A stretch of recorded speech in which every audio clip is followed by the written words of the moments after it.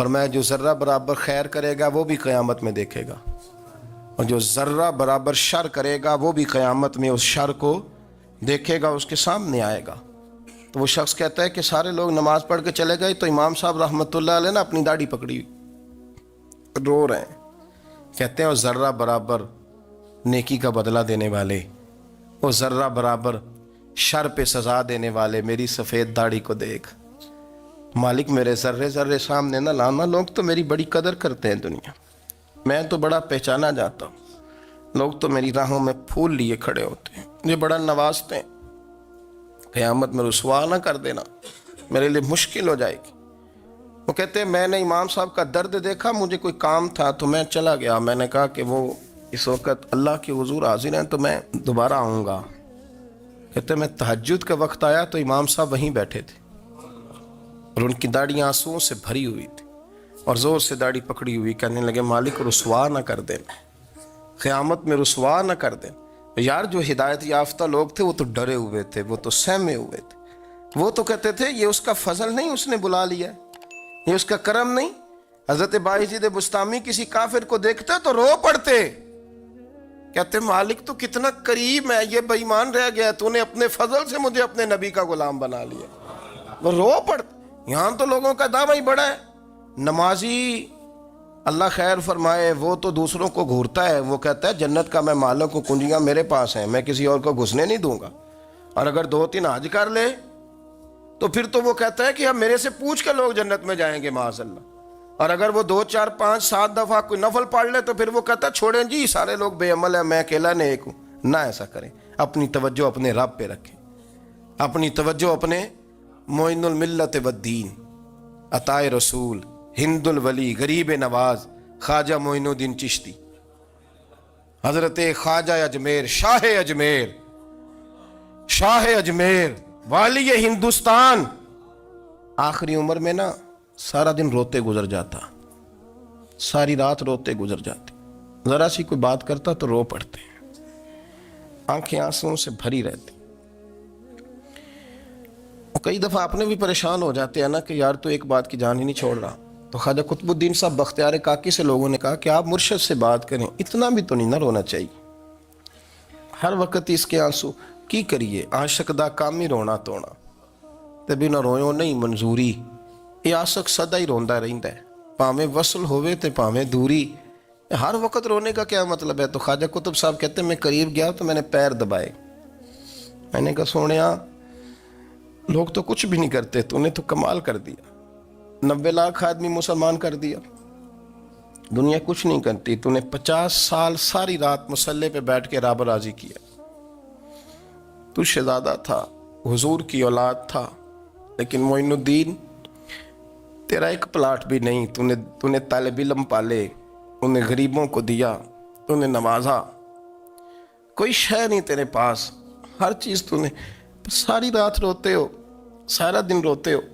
تو خواجہ قطب الدین صاحب کہتے ہیں میں نے جب عرض کیا تو خواجہ صاحب مجھے گلے لگا لیا، چیخ مار کے روئے، کہنے لگے قطب الدین پتر داڑھی سفید ہو گئی، جانے کا وقت آ گیا، جو تو نے نیکیاں گنوائی ہیں وہ ہیں صحیح میرے پاس، پر یار کی بارگاہ میں پیش کرنے کے قابل ایک بھی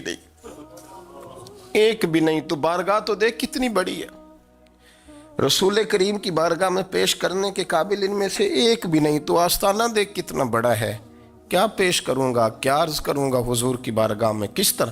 وہ یار جو بڑے تھے وہ تو ڈرے ہوئے تھے، سہمے ہوئے تھے، وہ تو بڑی آزمائش میں تھے، لیکن میرا اور آپ کا رٹا 2 نمازیں پڑھ کے 6 نمازوں کا دعویٰ کرنا اور لمبی چوڑی کہانیاں بنانا اور اپنے منہ سے اپنی تعریفیں کرنا، اس سے تھوڑا باہر آئیں۔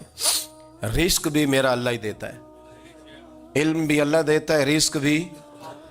بڑے بڑے فقیروں کو مالدار ہوتے دیکھا، بڑے بڑے مالداروں کو فقیر ہوتے دیکھا، بڑے بڑے، میرے ایک بڑا سخی قسم کا سجن ہے، بڑا پیارا ہے، میں اسے سخی مانتا ہوں، میں نے اپنی پریشانیوں کے دنوں میں بھی اس شخص کو سخی دیکھا۔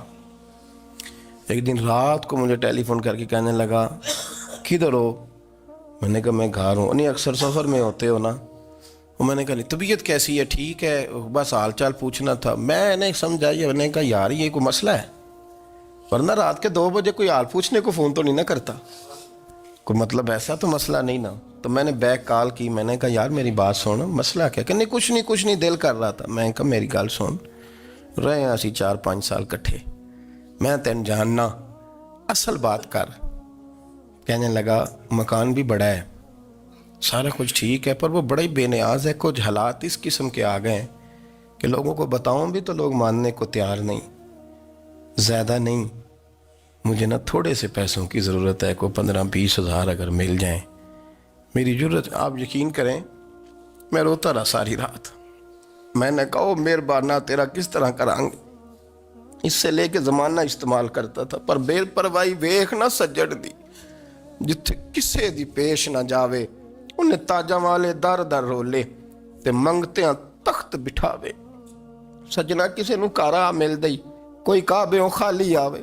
واللہ خیر الرازقین, وہ کہتے تو دائیں بائیں نہ جا, رزق تو تجھے میں دوں گا, میں ہوں بہتر رزق دینے والا. بڑے بڑے بادشاہ, بڑے بڑے شہنشاہ, بڑے بڑے لوگ, ہاتھوں میں کاسے, فقیریاں. ام ربیہ کہا کرتی تھیں, بڑی نیک اور صالح خاتون تھیں. وہ کہتی ہیں کہ میں نا بڑے امیر آدمی کی بیوی تھی, اپنے شوہر کے ساتھ چھت پہ بیٹھی تھی تو نیچے فقیر مانگنے والا آیا. اس نے بڑے درد سے صدا کی تو میں نے اپنے شوہر سے کہا کچھ دے دیں. کہا دفع کر, ان لوگوں نے دھندا بنایا ہوا ہے.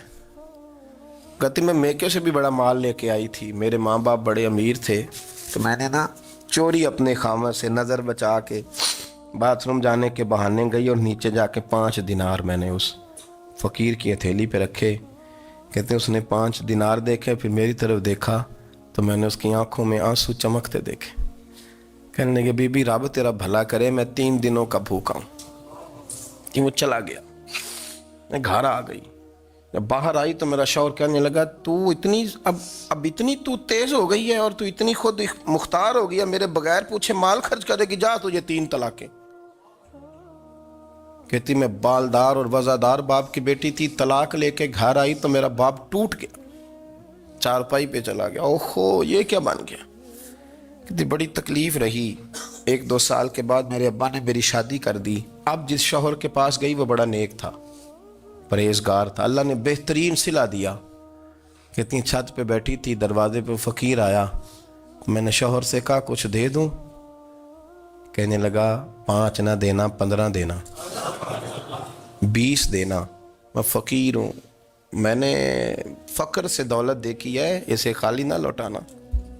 کہتی ہے کہ میں نیچے گئی اور جب میں نے اس کی طرف دینار بڑھائے تو میری چیخ نکلی, پیسے پھینک کے میں بے ہوش ہو کے گری. میرا شوہر نے آ کے اٹھایا, اندر لے گیا, پانی منہ پہ چھڑکا. کہنے لگا تجھے کیا ہوا؟ کہنے لگی یہ جو مانگنے آیا یہ میرا پہلا شوہر تھا, وہی تھا جو کہتا تھا کہ تو 5 دینار دے آئیے, جا تجھے 3 طلاقیں. پڑھو نا حدیث پاک. میرے نبی پاک علیہ السلام نے فرمایا ایک بندہ گنجا تھا. گنجا کوئی ترتیب آگے پیچھے ہو جائے تو مفہوم کے لحاظ سے, لیکن میں مفہوم اس کا واضح کرتا ہوں. ایک گنجا تھا, کوئی شے نہیں تھی, سر پہ بال بھی نہیں تھے, رویا کرتا تھا.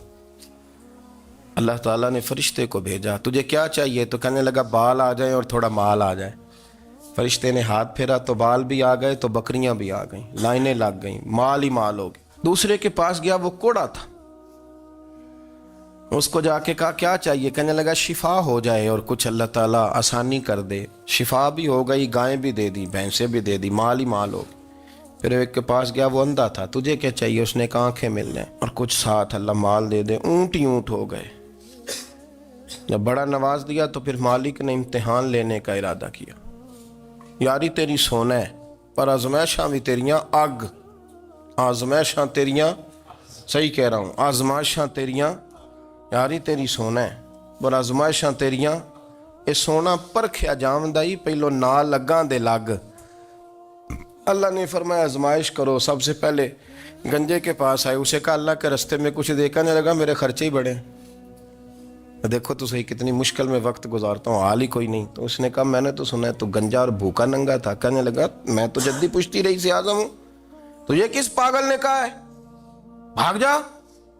اس نے کہا اچھا جیسے تو تھا ویسے ہی ہو جائے. کھیت کھلیان اجڑ گئے, پھر سے گنجا ہو گیا. حضور علیہ السلام فرمانے لگے, پھر وہ اس کے پاس گیا جو کوڑا تھا.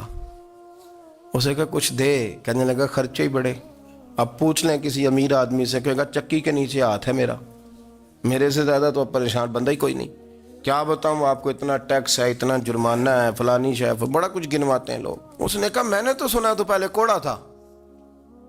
اس نے کہا جا دوڑ جا، میں تو رئیس اعظم ہوں، دادا بھی پردادا بھی اور ساری نسل ہی۔ اس نے کہا اچھا جیسے تو تھا ویسے ہی ہو جائے۔ پھر وہ گیا اندھے کے پاس اور جا کے کہا اللہ کے نام پہ کچھ دے۔ تو وہ کہنے لگا رب کے نام پہ؟ یہ کھڑے ہیں اونٹ، جتنے تیرے دل کرے لے دا۔ اس نے کہا کیا معنی اس بات کا؟ کہنے لگا یار تجھے کیا بتاؤں، میں تو اندھا تھا، میں نے تو کبھی دنیا دیکھی نہیں تھی، پھر اس کریم نے فضل کیا تو مجھے بڑا کچھ دکھایا، میں کیا بتاؤں، میرا دل کر رہا ہے کہہ دوں کہ پھر اس نے کعبہ دکھایا، پھر اس نے روضہ رسول دکھایا، پھر اس نے ریاض الجنہ کے سجدے دکھائے، پھر اس نے اپنے محبوب کے دروازے کی رونقیں دکھائیں، اس نے بڑا کچھ دیا، اس نے بڑا نوازا۔ میرے پاس تو شاید میں بدکار پرانا خادم، کسے در ملی نہ ٹوئی، اے واصف یار نے نظر جو کی تھی، پھر واصف ہی ہوئی، یہ تو اس کا کرم ہوا۔ تو یہ وہ کہنے لگا تو اللہ کے نام پہ جان مانگ، میں وہ بھی دینے کو تیار، میرے پاس تو شے ہی کوئی نہیں تھی، مجھے تو اپنا پتہ ہے، میں تو کوئی شے نہیں تھا، کچھ نہیں تھا میرے پاس، یہ تو ان کا کرم ہے کہ رخ ان کا ادھر ہے، اور مختصر سی میری کہانی ہے، یہ جو بھی ہے ان کی مہربانی ہے۔ تو وہ کہنے لگا میں بھی کچھ لینے نہیں آیا تھا، تیری آزمائش ہی کرنے آیا تھا، تیری عزتیں بھی سلامت رہیں گی، تیرا مال بھی سلامت رہے گا، تیری شفا بھی۔ اپنی زندگی میں کبھی بھی اللہ کی بارگاہ سے توجہ ادھر ادھر نہ کریں، چھوڑیں لوگ کیا کر رہے ہیں، دنیا کیا کہہ رہی، کبھی بھی اپنی توجہ دائیں۔ ہمارا یہ مسئلہ بن گیا کہ ہماری سیاست ہے، ہماری دنیا داری ہے، ہم بندوں کو راضی کرنا چاہتے ہیں، ہم دیکھتے ہیں کون کس طرح، اور آپ یقین کریں آپ تھک جائیں گے، بندے راضی نہیں ہوں گے، وہ نہیں راضی ہوتے، آپ ان کو منا کے لائیں گے تو ادھر والے نکل جائیں گے، ادھر کو منائیں گے تو ادھر والے نکل جائیں گے۔ اس چکر سے باہر آئیں، اس رب کو راضی کریں جو فرماتا ہے ان الذین آمنوا وعملوا الصالحات سیجعل لهم الرحمن ودا۔ فرمایا تو ایمان لانے کے بعد نیک عمل کر، میں لوگوں کے دلوں میں تیری محبت پیدا